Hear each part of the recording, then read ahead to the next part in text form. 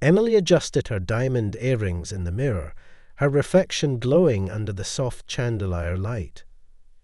At 28, she had everything she'd ever wanted: designer clothes, a penthouse overlooking Central Park, and a husband whose wealth insulated her from the mundanity of ordinary life.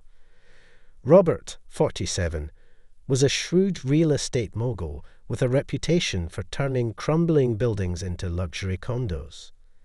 Their marriage, now in its third year, had begun as a transaction. Emily, a former art student turned gallery assistant, had been dazzled by his ability to materialize her fantasies. Robert, in turn, admired her beauty, a trophy to complement his empire. But lately the gilded cage felt stifling. Robert's frequent business trips left her alone for weeks, wandering empty rooms or lunching with equally bored socialites. She missed the thrill of spontaneity, the rush of being desired rather than merely possessed. That's why, on a humid Tuesday afternoon, she found herself at a boutique coffee shop downtown, far from the sterile opulence of her usual haunts. Jake walked in like a summer storm, messy blonde hair, a faded band t-shirt clinging to his toned frame, and a grin that made the barista blush.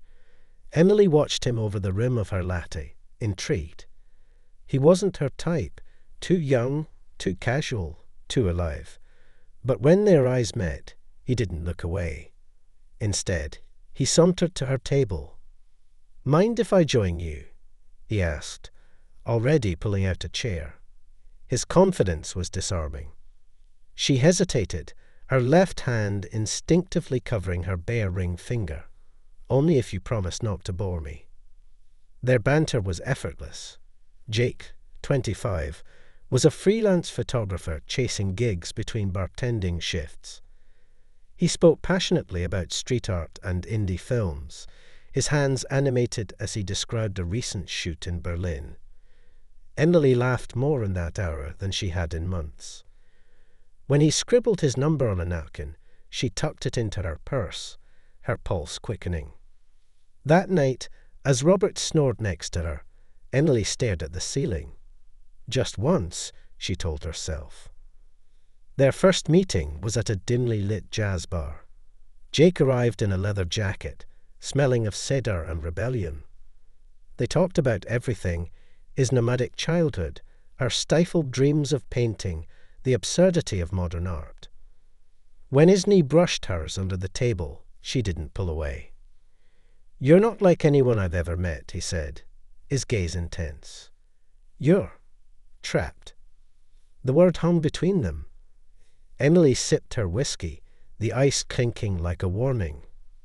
By the third date, they were kissing in the alley behind a dive bar, her Channel scarf tangled in his fingers. She invented excuses. A girl's trip to Napa, spa weekends, to explain her absences. Jake never questioned it. He adored her unpredictability, her hunger for adventure.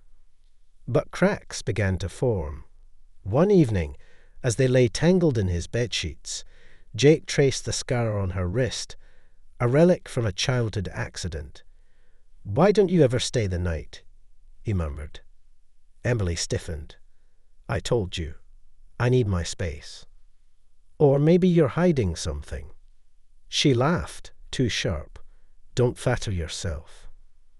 The lie tasted bitter. Weeks later, Jake surprised her with tickets to Miami. 3 days. "Just us," he said, eyes bright. Emily panicked. Robert was returning from Dubai that weekend. "I can't," she blurted. "Work thing." Jake's smile faded. "Work? You don't even have a job." The fight that followed was volcanic. He accused her of being emotionally stunted. She called him naive. When she stormed out, he didn't chase her. For days, her phone buzzed with apologies. She ignored them, throwing herself into charity galas and wine tastings. But Jake's absence gnawed at her. One rainy night, drunk on Pinot Noir, she texted him, "Meet me at the pier." He arrived, hair damp, anger melting into relief. They made up in his car, the windows fogged with recklessness. Afterward, he held her face and said, "I'm falling for you, Emily. For real." The weeks that followed were a precarious dance. Emily juggled her double life with surgical precision, erasing texts, fabricating charity committee meetings, and memorizing lies like scripture. Jake's confession haunted her, "falling for you." The words were a grenade, threatening to shatter the glass world she'd built. Yet she couldn't let go. His reckless passion was an addiction, an antidote to Robert's predictable routines. One evening, while Robert was at a charity auction, Emily met Jake at a secluded rooftop bar. The city sprawled beneath them, lights flickering like distant stars. He kissed her neck, his voice low. "Move in with me." She froze. "Jake, we've talked about this." "No, you've talked. I'm done with excuses." His grip tightened on her waist. "Who are you really afraid of? Him or yourself?" Emily pulled away, her laugh brittle. "You're being dramatic." "Am I?" He pulled out his phone, flashing a photo of her entering her penthouse days prior. "I followed you. Saw you with him." Her blood turned to ice. "You had no right." "Right." Jake's laugh was sharp. "You lied. For months. Was any of it real?" Panic clawed at her throat. She reached for his hand, but he stepped back. "It is real. I just need time." Time. He spat the word. "You're a cliché, Emily. A bored housewife playing rebel." The insult stung because it was true. She fled, heels clattering down the fire escape, his laughter echoing behind her. Robert noticed the shift. Emily's perfume lingered differently, muskier, cheaper. She flinched at his touch, her smiles rehearsed. Over dinner, he studied her. "You've been distant." "Just tired," she said, swirling her wine. "The gallery event last week was exhausting." "Ah, yes, the gallery." His tone dripped with quiet amusement. "Funny, I ran into Margot yesterday. She mentioned they haven't hosted an event in months." Emily's fork clattered on her plate. "I meant viewing for special clients." "Of course." Robert leaned back, his gaze unreadable. "You should invite me next time." That night, she lay awake, parsing his words. Paranoia gnawed at her. Did he know? Or was this another power play, another reminder that her life was his to curate? Jake's silence lasted a week. Then a text. "Meet me. Usual spot. Final talk." The pier was deserted, fog clinging to the harbour.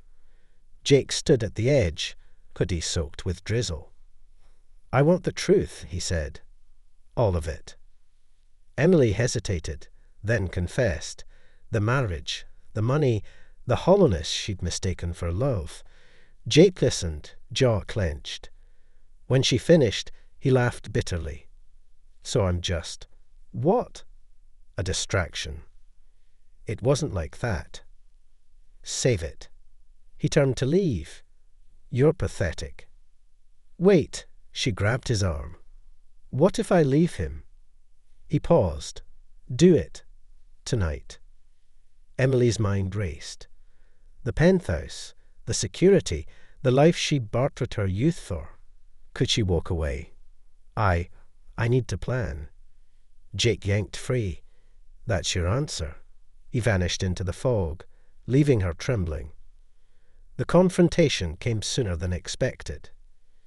3 days later, Robert returned early for a trip. Emily was in the bath, Jake's latest text burning on her phone. Last chance. She didn't hear the bedroom door open. "Who's Julian?" Robert's voice was calm, lethal. She startled, water sloshing. "What?" He held up her phone, the screen glowing with Jake's message. Julian, the man begging you to choose him. Emily's heart stopped. Robert, I can explain. Save your performance. He tossed the phone into the water. Pack your things. You're done here. She scrambled out, dripping and frantic. It meant nothing. I'll end it. You already did. He smiled, cold as polished marble. Did you think I didn't know? The private investigator's reports. The hotel receipts. The room spun. You tracked me. Insurance, darling. A prenup voids infidelity. He opened the door, 2 seated men waiting outside. Good luck surviving without my mundanity. Jake found her on a park bench days later, clutching a suitcase. You look like hell, he said. No warmth left.